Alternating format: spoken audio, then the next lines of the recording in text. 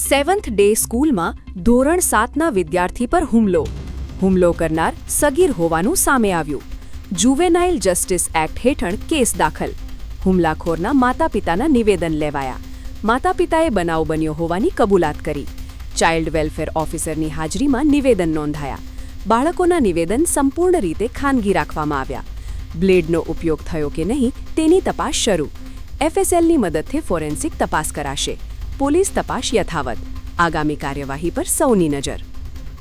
7 day સ્કૂલમાં જે ધોરણ 7ના વિદ્યાર્થી પર હુમલાનો બનાવ બનેલો હતો તેમાંના વાલી દ્વારા 3 7મા ધોરણમાં ભણતા વિદ્યાર્થીઓ વિરુદ્ધમાં જે ફરિયાદ આપવામાં આવી હતી.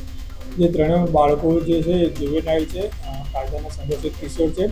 તેઓના પેરેન્ટ્સ છે, એઓના પેરેન્ટ્સના બોલાવીને નિવેદન લેવામાં આવેલા છે. તેમજ જે કાયદાકીય સંઘર્ષિત કિશોર છે એ લોકોની જુવેનાઇલ જસ્ટિસ એક્ટ મુજબ ચાઇલ્ડ વેલફેર ઓફિસરની રૂબરૂમાં એમના સ્ટેટમેન્ટ લેવામાં આવેલા છે. અને ભવિષ્યમાં આમાં બાદ આગળ જે સત કબજે કરે છે સતને અમે આશ્વાસનમાં મોકલશું કે ભાઈ આમાં કોઈ બ્લેડના નિશાન દેખાય છે કે કેમ, અને સિવાય આગળની જે પ્રોસેસ છે જુવેનાઇલ જસ્ટિસ એક્ટ મુજબ કાર્યવાહી કરીને જે બાળ અદાલત છે એમાં રિપોર્ટ સોંપવામાં આવશે.